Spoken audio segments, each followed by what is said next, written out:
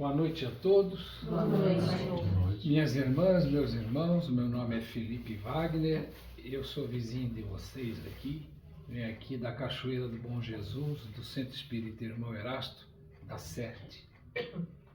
Entretanto, hoje eu aqui estou a pedido de um trabalho realizado pela Federação Espírita Catarinense, onde em cada uma das suas uniões regionais, ela desenvolve esse trabalho de um rodízio entre os expositores doutrinários das casas, para que haja um congraçamento, haja um entrosamento entre os trabalhadores espíritas e, além disso, haja um maior cuidado com a pureza da doutrina. Então, esse é o objetivo trazido pela Federação Espírita, mais propriamente aqui nós, que todas as casas espíritas aqui da ilha de Florianópolis, nos congregamos no União Regional Espírita, que é a número 1. Por uma questão de trato administrativo e de maior facilidade de chegar às casas espíritas, a Federação Espírita Catarinense, ela fatiou o Estado em 16 uniões regionais. A primeira estamos nós aqui, e a derradeira, que é a 16ª, lá chegando perto da Argentina, lá na região de Chapecó, daquela região bem oeste aqui do nosso estado. De toda forma, graças à tecnologia, independente de estarmos na primeira URI, na 16ª URI, ou estarmos no Brasil, essa pátria tão abençoada, quanto estarmos em qualquer outra parte do mundo, através da tecnologia, nós podemos ser alcançados. E, portanto, deixo aqui meus singelos cumprimentos também aos nossos amigos que via rede social estão conosco. Muito bem. O tema proposto para hoje é o inferno e o purgatório na visão espírita. É muito interessante que na época em que nosso codificador Allan Kardec estava trabalhando no seu primeiro livro da codificação, que é O Livro dos Espíritos, ele, educador que era, grande pedagogo que era, ele conseguiu dar uma dinâmica bastante interessante a esse primeiro livro. Tanto que foi um livro que teve uma situação de divulgação espetacular para os tempos daquela época. É diferente hoje em dia, né? Hoje em dia a gente põe uma palavrinha ali, ou uma fotozinha ali na internet, dali a pouco milhares e milhares de pessoas estão vendo. Imagine naquela época, lançar um livro de uma proposta nova de visão da espiritualidade, e foi uma grande corrida nessa difusão. Mas por quê? Grande parte disso é porque estava no momento adequado. Outro tanto disso é porque a orientação e como foi colocado esse livro foram perguntas e respostas.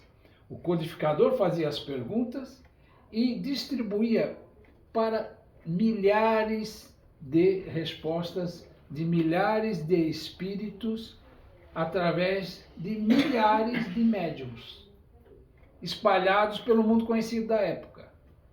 E o que havia de coincidente nas respostas, ele era tratado. E o que ficava fora do contexto era descartado. Então, portanto, o que nós temos não é uma religião no sentido ortodoxo da palavra. Quando se fala de espiritismo, nós estamos falando de uma conscientização do ser humano nos amplos aspectos da nossa personalidade humana. Porque nós temos esse aspecto da religião na sua origem. Quando se fala religião é religare, vem da palavra religare do latim, que é justamente nos colocar conectados com o de mais alto. Mas existe também o plano filosófico, que é o plano onde nós, pela nossa condição atual de razão, de raciocínio, já conseguimos trabalhar os conceitos de forma a compreendê-los numa maior profundidade. E o terceiro aspecto, que é o tríplice aspecto da doutrina, é o aspecto da ciência. Então o codificador já começa o livro dos Espíritos com uma proposta diferenciada de tudo aquilo que havia até então em termos de religião. Mas ele foi feliz, naturalmente, com toda a inspiração e com a sua missão, já talvez já grandemente dentro de sua própria consciência. Ele foi feliz porque ele dividiu o livro dos Espíritos. Na época ele chamou de 4 livros, que na realidade hoje nós chamamos de 4 partes. A primeira parte fala do Criador e de sua criatura. Ou seja, do Criador e tudo que ele criou. A segunda parte fala da vida dos espíritos. A terceira parte fala do conteúdo moral dessa doutrina, onde nós temos, na terceira parte, as leis divinas ou naturais. O que representa dizer são as leis que trazem um aspecto ético e moral, revivendo as palavras de Jesus, mas dentro da sua orientação. Então é a lei do progresso, a lei de destruição, a lei... Enfim, nós temos 10 leis, culminando com a lei de justiça, amor e caridade. Já na quarta parte, o Consolador, o nosso codificador, vai falar justamente das esperanças e consolações. O que representa dizer? A nossa vida futura. Enquanto aqui reencarnados, e a nossa vida futura já desencarnados. Então, essa quarta parte, ela tem duas... Na realidade, a quarta parte, ela tem 2 partes. A primeira são penas e gozos terrenos. E a segunda, penas e gozos futuros. E dentro dessa segunda parte, é que se fala de paraíso, se fala de inferno e se fala de purgatório. Interessante que nessa época, estamos falando na metade do século XIX, 1850. Esse livro, que é o Livro dos Espíritos, esse aqui é uma edição que cada livro é igualzinho um ao outro, mas eu vi um deles aqui. Este livro aqui, o Livro dos Espíritos, esse aqui está estudado, hein? Eu gosto assim, ó, cheio de papelzinhos. O Livro dos Espíritos, ele está no dia 18 de abril de 1857, é a primeira edição desse livro. Tendo essa primeira edição, sendo revisada, e já a segunda edição, com o esgotamento da primeira, já foi de 1861. Na primeira edição, nós vamos tratar, para falar disso tudo, das questões 511 a 514. Só que houve uma falha, talvez tenha sido na gráfica, que a questão 511, ela tinha uma primeira pergunta e uma segunda pergunta. Então, tem edições, até essa aqui eu não vi, mas tem edições que ela está como 1012 a 1014, sendo que a 1012 ela se divide em 2 partes. E outras edições, como esse meu aqui, vai de 1011 a 1014, porque faz uma primeira questão na 1011 e uma segunda na 1012. Aqui, por exemplo,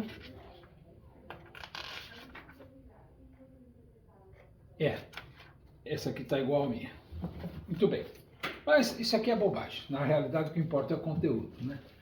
E por que falar de céu Por que falar de inferno? Por que falar de purgatório? Porque todos nós que aqui nos encontramos somos filhos de nós mesmos. Nós somos hoje o resultado de diversas e diversas existências anteriores. Nós somos hoje a presente reencarnação desse espírito que, uma vez criado, se tornou imortal e se tornou imortal com a sua vocação original de ser perfeito. E por conta disso, nós a cada reencarnação, nós vamos conquistando melhorias em nosso espírito. Ora, a maior parte das vezes, nós nos encontramos,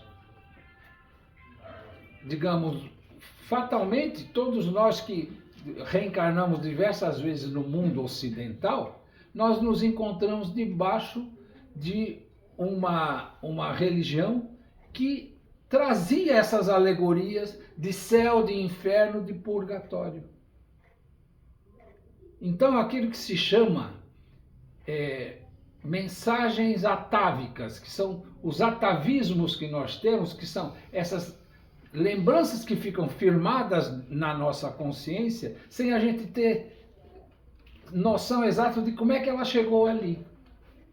E a importância do espiritismo nas nossas vidas, como proposta original, é nos fazer, como dizia Paulo, o apóstolo dos gentios, como ele era chamado, que foi o grande divulgador da doutrina do Jesus, o Cristo de Deus, quando aqui esteve presente, deixarmos ir o velho homem para que possa nascer um novo homem. Então, se nós nos ficarmos atendo a diversas questões antigas dentro de nós, nós não abrimos a nossa consciência para compreender as novas. Então, nesse pequeno trecho do Livro dos Espíritos, o nosso codificador ele já demonstra a sua preocupação nessa renovação de ideias. Então, numa primeira parte ali, ele fala de céu, só que hoje nós não vamos falar de céu. Isso é bom demais, né? Mas hoje nós vamos falar de inferno e purgatório. E ele coloca assim, só para a gente compreender como é que a coisa se desenvolve. Ele fazia boas e excelentes perguntas. Consequentemente, a resposta dos espíritos ela se tornava mais firme por conta da boa qualidade da pergunta. Então, na questão 1012 desse livro aqui, ele diz assim: haverá no universo lugares circunscritos para as penas e gozos dos espíritos, segundo seus merecimentos? O que ele estava levantando? Essa ideia antiga dentro de nós, que o inferno fica debaixo da terra, bem ali junto do núcleo da terra, onde o fogo é terrível, e a gente então associa a ideia de inferno, é um inferno de calor e de fogo, de sofrimento pelo calor e pelo fogo, e o céu fica acima. Ora, só que essa concepção é uma alegoria, e por isso que ele pergunta. Porque, afinal de contas, a ciência na época do Kardec já demonstrava que a Terra não era o centro do universo. Muito ao contrário, mas já mostrava a ciência que não. Então, o céu era tudo que estava acima de nós e o inferno era o que estava abaixo de nós. Se nós fôssemos terraplanistas, como tem essas teorias por aí está tudo certo, é para baixo e é para cima e está tudo resolvido, mas não era. Então ele já faz essa pergunta, e a segunda parte, que depois se tornou outra questão, diz assim: de acordo então com o que vindes de dizer, quando os espíritos explicam essa primeira parte, eu já fui para a segunda. Ele diz assim: de acordo então com o que vindes de dizer, o inferno e o paraíso não existem, tais como os homens os imaginam? E a resposta dos espíritos: são simples alegorias. Por toda parte há espíritos ditosos e inditosos. Entretanto, conforme também já dissemos, Os espíritos de uma mesma ordem se reúnem por simpatia, mas podem reunir-se onde queiram, quando são perfeitos. Nesta resposta, os espíritos já estão dizendo assim: não existe uma circunscrição geográfica para termos uma reunião de espíritos que estejam infelicitados. Também não existe uma região geográfica dentro desse universo para essa reunião de espíritos felizes. Mas sim um estado de alma que nos traz a sintonia. E essa sintonia nos agrupa. É natural? Pode e deve vir espírito missionário para ajudar a humanidade, no caso terrestre, a se levantar, a marchar pelo seu progresso. Mas são espíritos em missão. Uma vez realizada a missão, eles retornam ao seio daqueles que são os seus, que são aqueles que já atingiram aquele mesmo nível vibratório. Então, falar-se de céu e de inferno como região geográfica, os espíritos já demonstram logo de imediato. E aí, então, Kardec, complementa essa questão dizendo assim: a localização absoluta das regiões das penas e das recompensas só na imaginação do homem existe. Provém de sua tendência a materializar e circunscrever as coisas cuja essência infinita não lhe é possível compreender. E é natural, é natural. Eu tive o prazer de conhecer uma moça, hoje aqui, chamada Heloísa. Heloísa, uma menina de 10 anos, e conversando com ela, parecia que eu vi o raciocínio dela. Assim, a gente estava batendo um papinho aqui, enquanto estava aguardando a chegada do horário. Então, imaginem a gente falar uma questão complexa da álgebra, ou da teoria quântica, ou qualquer coisa da microbiologia, e botar na cabecinha dessa menina. Para ela traduzir esse raciocínio dela, que ela é muito atenta, ela ia fazer o quê? Ia simplificar com aquilo que ela tinha. Aquilo que estava no arcabouço dela. Consequentemente, ficaria uma ideia alegórica daquela teoria que a gente estaria querendo passar para ela. É assim que aconteceu com a humanidade. Então, essa questão de inferno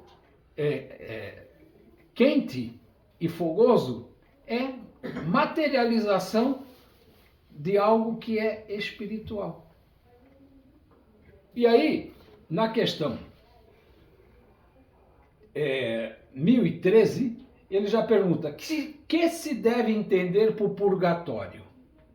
Vocês lembram, né? Da teoria. Tem o céu, onde todo mundo vai direto, né? Pega o passe livre, vai para o céu, pronto. Aí tem o inferno, que também vai direto. É um passe livre mais doído, mas vai, pum. Agora, tem aqueles que estão, vamos chamar, quando você vai numa obra, a turma fala: esse aqui é pedreiro bom. Aí chega outro e fala: não, esse aqui é meia colher. Nós que somos tudo meia colher, a gente passa pelo purgatório, segundo essa teoria. Então, lá nós vamos ficar purgando até uma definição, que ou vai para o céu ou vai para o inferno, mas aí não é passe livre já direto. Então essa é a ideia, né? Então ele pergunta do purgatório: dores físicas e morais, o tempo da expiação. Quase sempre na terra é que fazeis o vosso purgatório e que Deus vos obriga a expiar as vossas faltas. Então, se a gente for pensar, pela resposta dos espíritos, onde está esse purgatório? Se a gente quer a materialização. Nós já estamos vivendo ele. Já estamos vivendo ele. E aí ele pergunta, olha que interessante: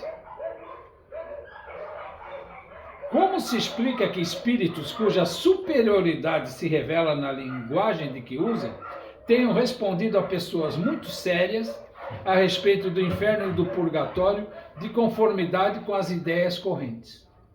Sim, a gente analisa aqui, a gente vê isso. Aí a resposta dos espíritos é básica e lógica. É que falam uma linguagem que possa ser compreendida pelas pessoas que os interrogam. Quando estas se mostram imbuídas de certas ideias, eles evitam chocá-las muito bruscamente, a fim de lhes não ferir as convicções.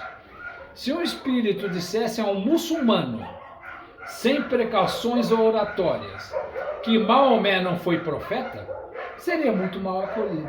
Olha que interessante a resposta dos espíritos.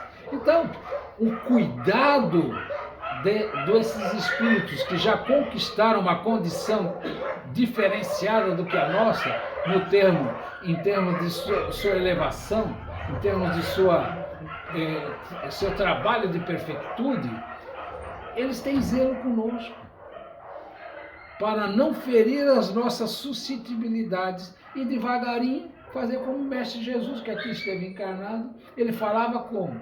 Em parábolas. Por quê? Para poder assimilar, para as pessoas poderem assimilar, através da parábola, o conceito moral. E aí, então, é que eu pergunto. Agora, com base nisso que nós conversamos, onde efetivamente nós podemos localizar esse purgatório? É depois da desencarnação ou é enquanto a gente está encarnado? Ou reencarnado, melhor dizendo, porque a gente já vem de diversas. Será que é uma? Será que é outra? Ou será que são as duas coisas? Porque, vejam, a dor da alma, principal dor da alma, à medida que a gente vai vivendo e vem estudando, a gente pode notar, é a dor do arrependimento de ter feito o que não devia ter sido feito. Então, um espírito, independente dele estar encarnado ou desencarnado, ele vai estar fazendo o seu purgatório. Por quê? Por conta de seu sofrimento. E através do sofrimento, ele mesmo vai conseguir a sua redenção. Esse é um fato primordial para a gente poder entender que esse conceito alegórico de purgatório, ele não serve para muita coisa no atual entendimento que a gente busca através da doutrina. Sabe por quê? Vai lá buscar. Eu fui buscar no dicionário Oxford, que é um dicionário bastante... que tem um recado antigo. Tá, folha gasta, mas é um dicionário bastante respeitado. Purgar é um verbo transitivo direto e também bitransitivo. O que representa? Tornar puro, livrar-se de impurezas, depurar, purificar, limpar. Então vejam como é interessante. O que é o purgatório? É o ambiente propício para que a gente se limpe. Qual é a proposta da reforma íntima, minhas queridas irmãs e meus queridos irmãos? É nos limparmos das nossas mazelas, das nossas dificuldades do passado, das nossas, eu vou chamar de cacuetes que a gente vem carregando através de diversas reencarnações. Esse é o propósito. Então, purgatório, nós já sabemos onde ele está. Não precisamos mais nos preocupar com isso. Agora, o fato de passar pelo portal da morte vai nos libertar desse purgatório? Vai depender do estágio em que nós nos encontramos nessa questão. E aí, fica o quê? Tem um entendimento bastante difundido de que a dor, seja ela física ou moral, ela é um dos mais eficazes instrumentos da purificação. Concordam comigo? Então, purgar é isso. Agora, sofrer pelo sofrer, aqui, não nesse livro, no outro livro, aquele azulzinho, será que é? Tá aqui, ó, tá vendo? Tá mais fácil do que eu fui olhar enfiado ali, tem aqui, ó. Este livro aqui, o Evangelho segundo o Espiritismo, ele tem um item aqui chamado O Bem Sofrer e o Mal Sofrer. E aí, então, a gente procura analisar esse bem sofrer e mal sofrer e a gente chega numa coisa chamada culpa. O Espiritismo, ele não reconhece essa palavra culpa. Porque a culpa em si não nos põe a favor do nosso progresso. O Espiritismo reconhece o erro. E uma vez nós errando, primeira coisa, tomar consciência do erro realizado. Segundo, buscar reparação. E terceiro, concorrer para uma mudança de atitude. Não foi assim que Jesus convidou a todos aqueles que estavam com pedra na mão, que era um ritual do povo hebraico, de dilapidar, ou seja, matar a pedrada a mulher adúltera. E aí então o que ele faz? Ele vai dissimulando cada um deles a esquecer o assunto da pedrada, pedindo que cada um refletisse se ele está livre de pecado. Aí depois que não sobrou ninguém, ele falou assim: vá e não voltes a pecar. O que quer dizer isso? Muda a sua referência. Então, se nós errarmos e continuarmos errando, nós não estamos seguindo o propósito do Cristo, e muito menos o propósito colocado pelos espíritos superiores. Então, errar, ok? É pelo erro que nós estamos construindo nossa estrada de virtudes. Permanecer no erro? Não. Temos que mudar a nossa vibração, mudar a sintonia. E, uma vez reconhecendo o erro, tendo consciência do erro, ao invés de termos culpa, nós temos que buscar trabalhar por remediar o erro feito. Mas era com fulano tal que já morreu. Não dá mais para eu chegar lá e pedir desculpa. Não tem problema não. As atitudes que a gente tomou com aquele que fez com que a gente errasse, nós não podemos mais fazer. Então vamos fazer isso com os outros. Que aí nós estamos buscando reparação do mesmo jeito. E aí então,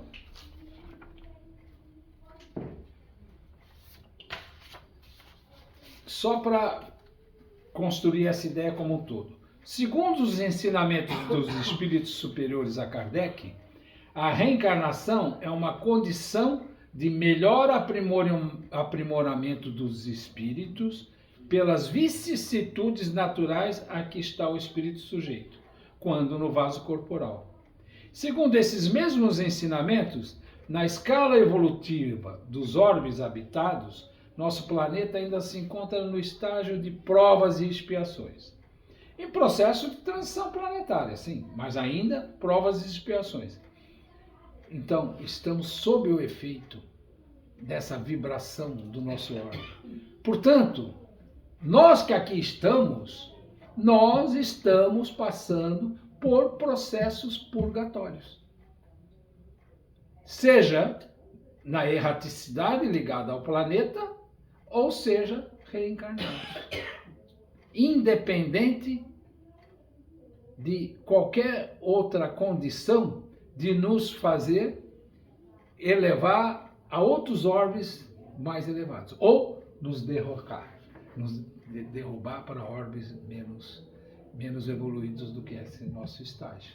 E a transição planetária é essa proposta misericordiosa de Deus, que o planeta como um todo mude o seu tônus vibratório para uma vibração mais afeita ao bem, mas isso traz com que, como consequência, aqueles renitentes no mal, que nas próximas reencarnações já o façam em outros planetas compatíveis com seu nível de endurecimento moral.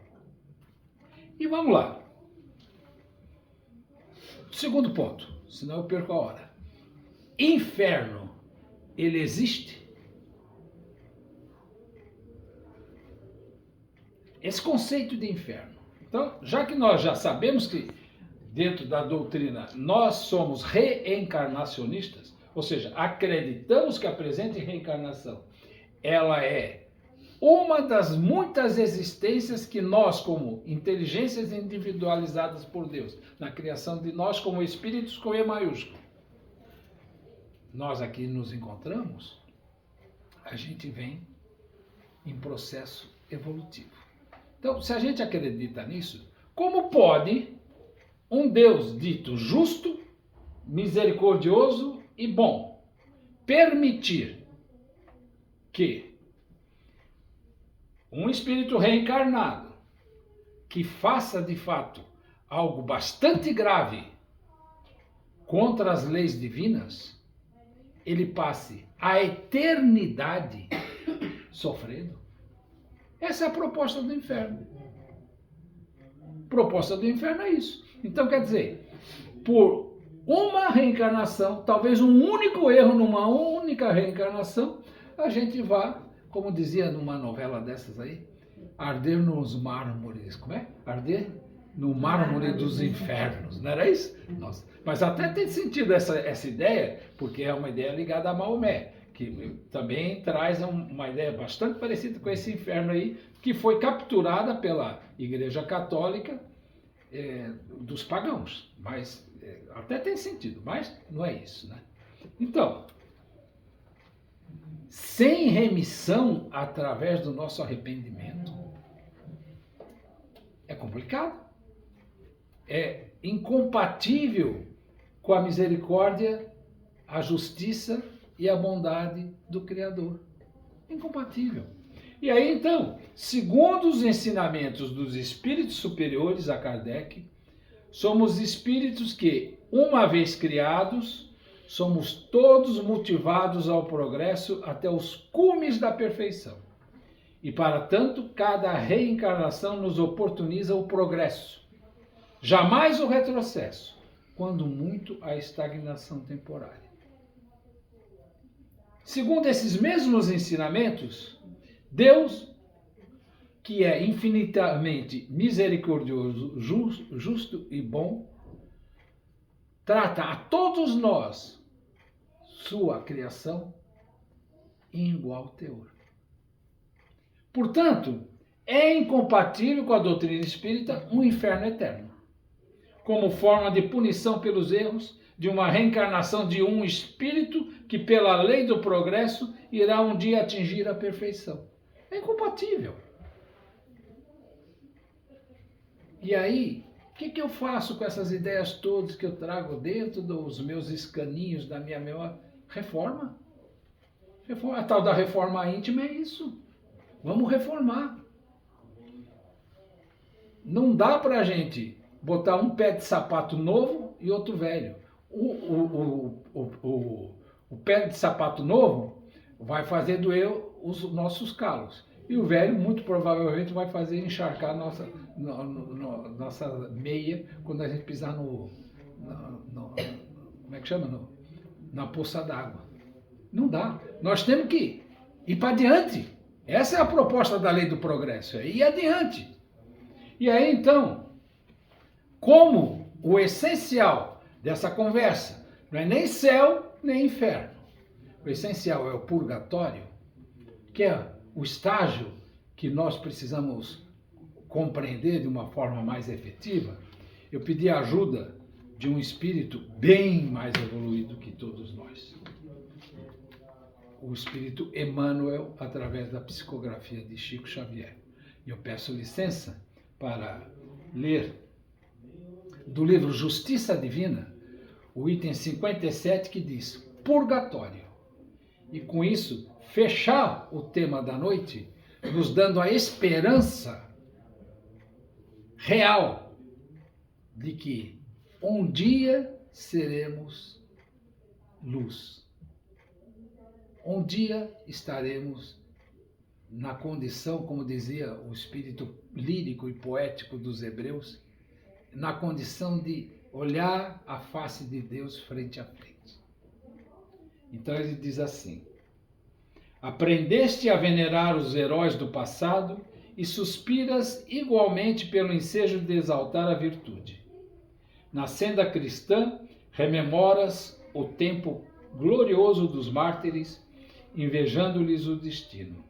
De outras vezes, sonha chegar ao plano espiritual por sublime aparição de brandura, asserenando as almas impenitentes. Em muitas ocasiões, no limiar do repouso físico, pedes admissão aos serviços dos benfeitores desencarnados, diligenciando o próprio adestramento em obras de instrução e consolo. Entretanto, quase nunca te lembras de que te encontras no mundo, assim como quem vive temporariamente no purgatório. Não precisas entregar a própria carne ao dente das feras para demonstrares fé em Deus, e nem desvencilhar-te do corpo denso a fim de exerceres os mistérios da caridade. O amor infinito expressa-se em toda parte, e a terra em que respiras movimenta-se a pleno céu. Embora na parcela de luta que o passado te atribuiu ao presente, reflete no ideal de servir e surpreenderás o divino momento de auxiliar, seja onde seja. Tens na própria casa os pais sofredores, os filhos inquietos, os irmãos menos felizes e os parentes agoniados. Identificas no trabalho chefes irritadiços, subalternos amargos, clientela exigente e colegas enigmas. No campo social, relacionas amigos problemas, adversários gratuitos, companheiros frágeis e observadores intransigentes. E, tanto nos becos mais simples quanto nas mais largas avenidas, segues ao lado de corações que a sombra enredou na teia das grandes provas. Todas, sem exceção, esperam de ti a migalha de amor e a esmola da paciência. Purgatório, purgatório, todos nós, consciências endividadas, estamos nele. O remédio, porém, é o caminho da cura.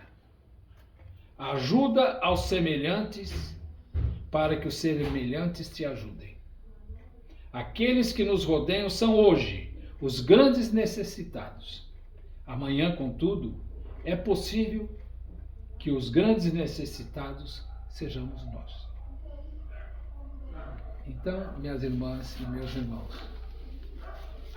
com essas palavras de Emmanuel, eu agradeço a todos a boa vontade, a paciência de terem me ouvido, sabedor que sou de que são meras reflexões aquilo que a gente conseguiu trazer, e reflexões que são, vamos dizer, um aperitivo para que cada um busque, dentro dos seus próprios recursos, a melhor compreensão do quem somos, o que somos, de onde viemos, para onde vamos, e qual é o nosso propósito, qual é a nossa proposta para a presente reencarnação.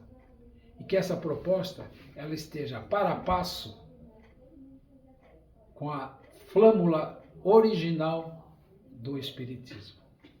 Fora da caridade não há salvação. Uma boa noite a todos, agradecido estou, e que tenhamos uma excelente continuidade de semana, com o timoneiro Jesus sempre nos dando orientação para a gente singrar esses mares de vicissitudes que essa vida terrena nos traz. Uma boa noite a todos. Boa noite.